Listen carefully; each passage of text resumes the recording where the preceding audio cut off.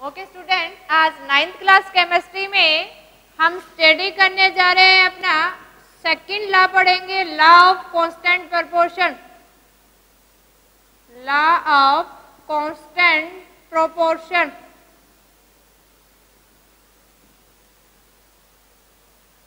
देखो, इससे पहले हमने लॉ ऑफ कंजर्वेशन स्टडी किया था, जनरल एटम्स और मॉलिक्यूल्स के बारे में स्टडी किया था। लॉ ऑफ कंजर्वेशन क्या कहता है कि mass of reactant always equal to mass of product, यानी जितना सब्सटेंस लेंगे हम उतना ही सब्सटेंस हमें प्रोडक्ट में मिलेगा। रिएक्शंस के दौरान कोई भी सब्सटेंस का डिस्ट्रॉय या कंजम्पशन नहीं होगा। तो एक स्टेटमेंट ये भी पढ़ी थी हमने, mass neither created nor destroyed, यानी रिएक्शन के दौरान हम किसी भी रिएक्टेंट के मास को कंज्यूम नहीं करते। तो हमने फर्स्ट तो स्टडी किया था, देखो, law of conservation, law of conservation of mass. और इसके अंदर हमने क्या स्टडी किया था कि mass of reactant equal to mass of product. आज देखो सेकंड वन हम स्टडी करने जा रहे हैं, that is law of constant proportion.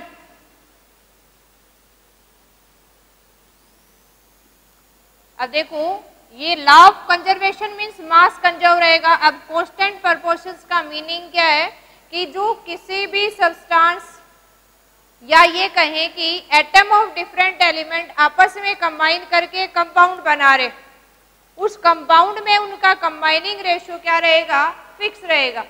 जैसे हम ये कहें कि आपके पास वाटर है, अब ये वाटर कैसे बना, जब हमने हाइड्रोजन और ऑक्सीजन को मिक्सअप किया। हम ये कहें यहाँ पे कि आधा मॉलिक्यूल यानी 1 एटम तो ऑक्सीजन का यूज करें और 2 एटम हाइड्रोजन के, तो हमें क्या मिलेगा, वाटर मॉलिक्यूल्स। यानी हमने यहाँ ऑक्सीजन और हाइड्रोजन्स को मिला के वाटर बनाया है। ये गैसीय स्टेट में हमने दोनों को कंबाइन कर दिया। हम ये कहें कि ये वाटर मॉलिक्यूल्स हमने has a by product obtain किया है जब आपने HCl में NaOH को डाल दिया। यहां से निकल गया, देखो, एक तो सोडियम क्लोराइड, लेकिन साथ में यहां भी क्या बनता है, वाटर मॉलिक्यूल। अब ये वाटर मॉलिक्यूल हमने एसिड और बेस से ऑब्टेन किया है। इस केस में भी क्या हुआ, देखो, ये जो वाटर मिलेगा हमें, जिसमें हाइड्रोजन ऑक्सीजन 2:1 में ही मिलेंगे, यहां भी हमें साल्ट प्लस वाटर मिला। यानी हम किसी सोर्स से ऑब्टेन कर लें, उसमें उस कंपाउंड के अंदर एलिमेंट के एटम का कंबाइनिंग रेशियो क्या रहेगा, फिक्स रहेगा। तो देखो, अगर इसकी स्टेटमेंट राइट करें तो लॉ ऑफ कांस्टेंट प्रोपोर्शन क्या कहता है, इन ए प्योर सब्सटेंस, और प्योर सब्सटेंस किसके लिए यूज करते हैं हम, कंपाउंड के लिए। इन ए प्योर सब्सटेंस और ए compound, atom of different element combine in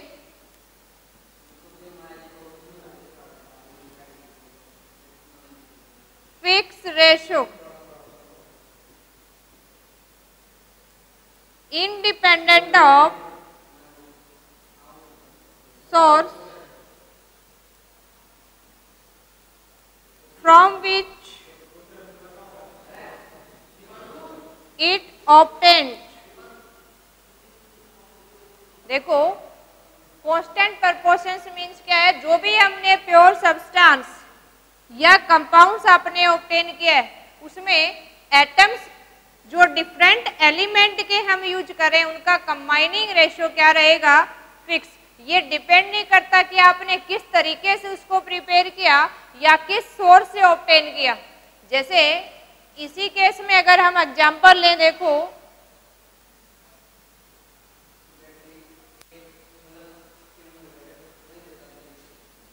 जैसे फॉर एग्जाम्पल हम ये कहें वाटर हमारे पास है जिसका हमें पता है फॉर्मूला क्या है H2।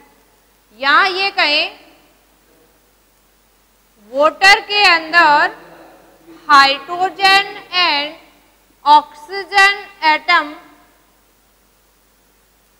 Combine in 2:1 by atom,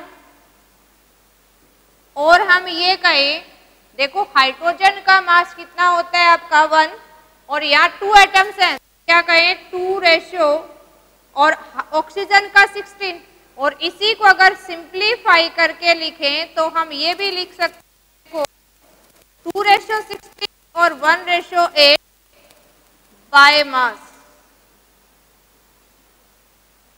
यानी वाटर मॉलिक्यूल है उसमें हाइड्रोजन और ऑक्सीजन बाई एटम देखें अगर हम तो हमें बाई एटम 2:1 में मिलेंगे, और बाई मास अगर देखें हम तो 1:8 by mass in fix ratio मिलेंगे, चाहे हम किसी सोर्स से इसको ऑब्टेन कर लें।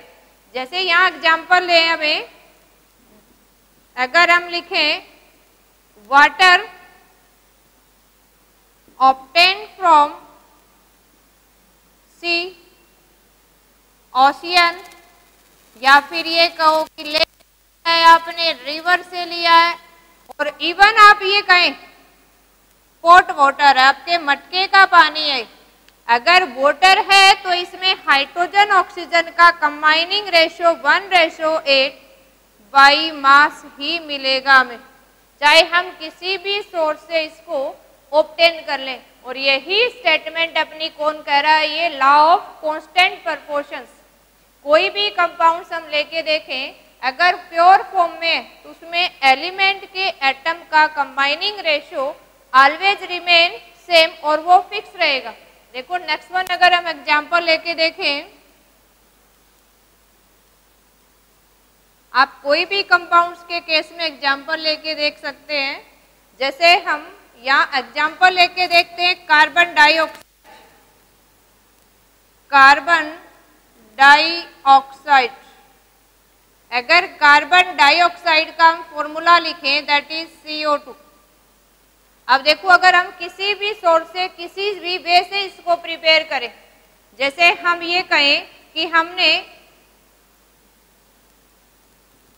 बर्निंग ऑफ वुड किया है, आपने किसी लकड़ी को जलाया है, तो अगर बर्निंग ऑफ वुड करते हैं तो यहाँ भी हमें क्या मिलती है कार्बन डाइऑक्साइड, वाटर वेपर और हीट फ्लेम की फॉर्म में नजर आ रही होती है हमें।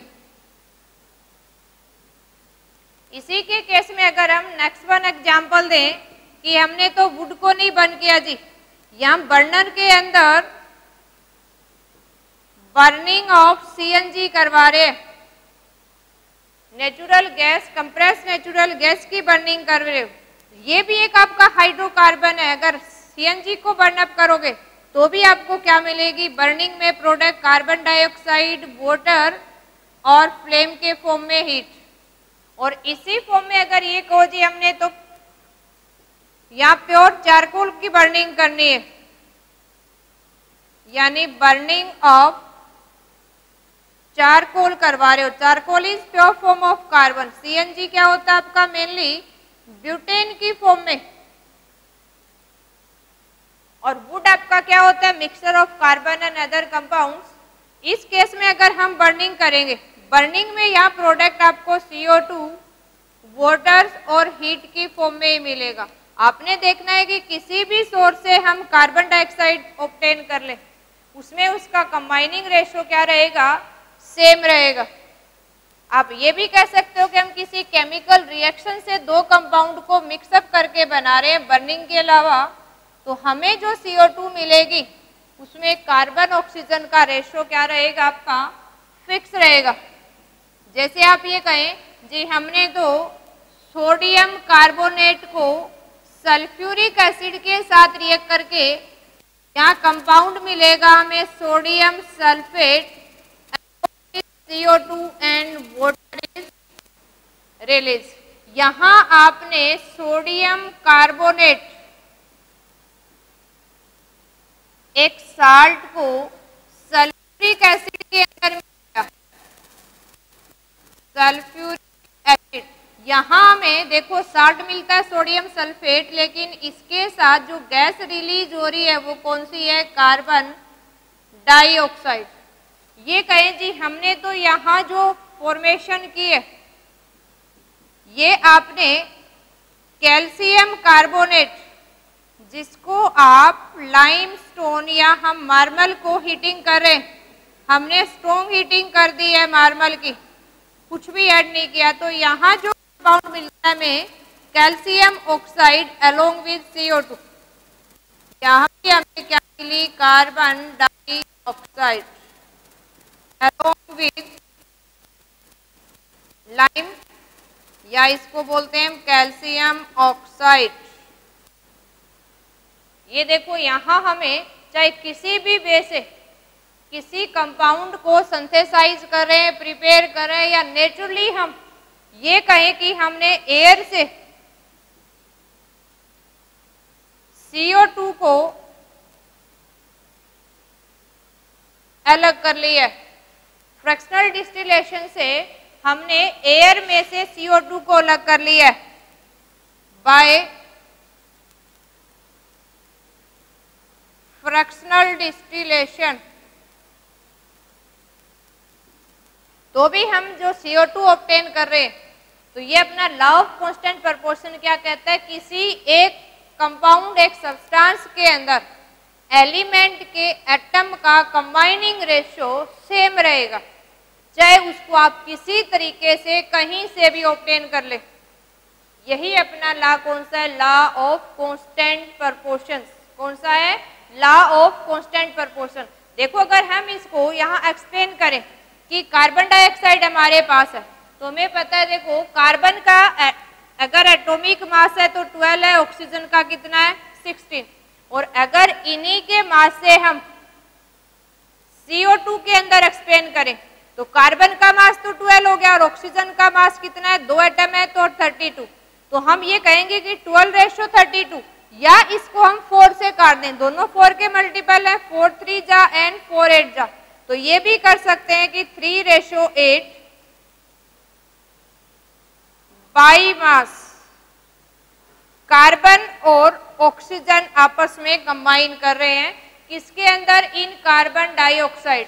चाहे ये कार्बन डाइऑक्साइड आपने किसी सोर्स से किसी वे में किसी तरीके से बनाई है आपने, लेकिन इसमें कार्बन ऑक्सीजन का कंबाइनिंग रेशियो एटम का फिक्स रहेगा, और यही स्टेटमेंट क्या है आपकी लॉ ऑफ कांस्टेंट प्रोपोर्शन जो प्रोस्ट ने एक्सप्लेन की थी।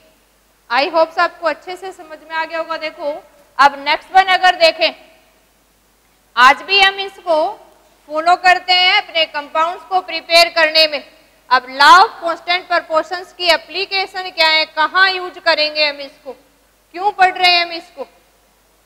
अगर ये देखें कि लॉ ऑफ कांस्टेंट प्रोपोर्शन है, इसकी एप्लीकेशन क्या है, कहाँ यूज करेंगे हम।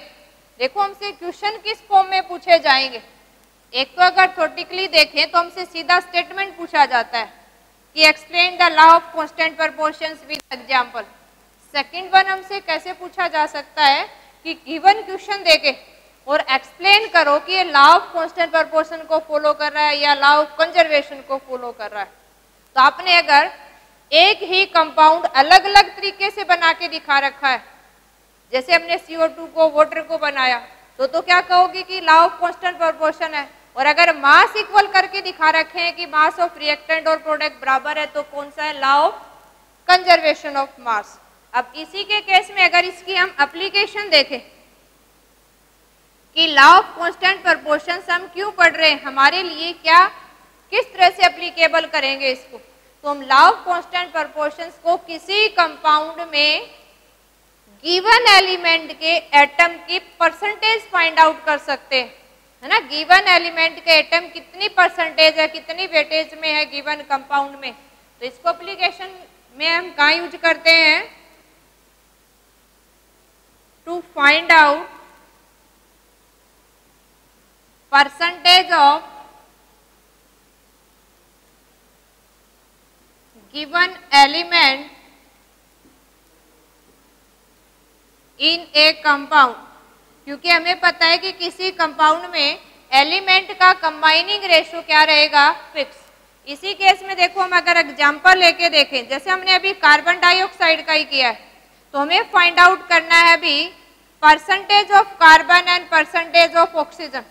तो कैसे फाइंड आउट करेंगे, जैसे हम मार्क्स की परसेंटेज निकालते हैं कि हमें गिवन एलिमेंट कितना मास है, टोटल कितना है, मल्टीप्लाई बाय 100। तो क्या हो जाएगा, देखो अगर कार्बन का निकालना है हमें, तो क्या पुट करेंगे हम, mass of carbon divided by total mass of carbon dioxide, और परसेंटेज निकालनी है तो मल्टीप्लाई किससे करेंगे हम, 100 से। इसी केस में हमें अगर निकालना ऑक्सीजन का, तो कैसे पुट करेंगे हम, mass of oxygen,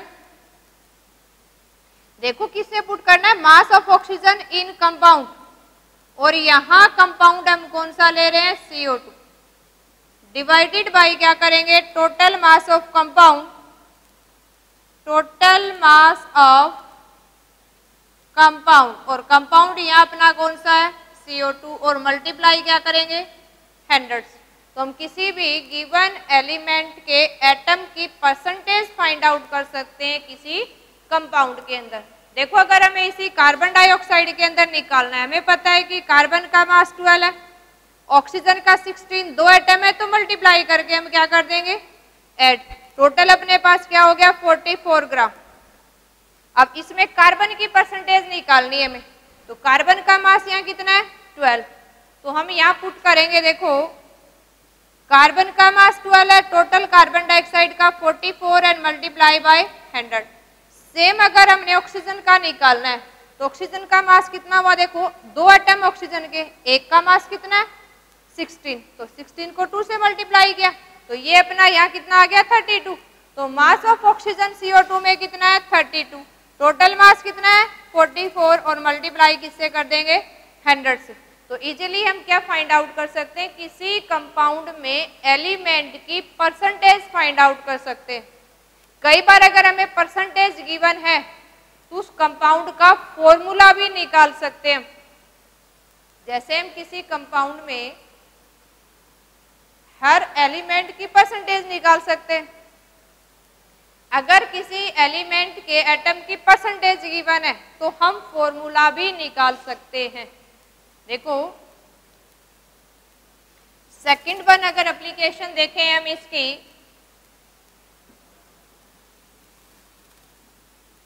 to calculate formula of chemical formula of compound if percentage of each element atom given, her element के एटम की अगर परसेंटेज गिवन है, तो हम उसका फॉर्मूला भी इजीली कैलकुलेट कर सकते हैं। इसी के केस में अगर हम देखें, देखो ये तो होगी इसकी एप्लीकेशन, फार्मूले से परसेंटेज निकाल सकते हैं, परसेंटेज से फॉर्मूला निकाल सकते हैं, लेकिन देखो हर किसी में कुछ ना कुछ तो कमी होती है। इसकी लिमिटेशन क्या है, सिर्फ देखो अगर हम बात करें लिमिटेशन की,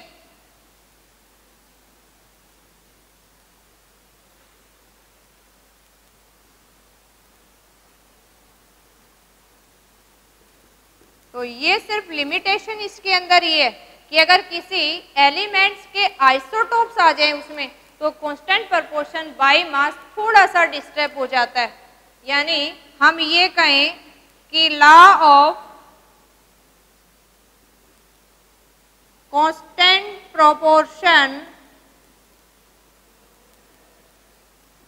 नॉट एप्लीकेबल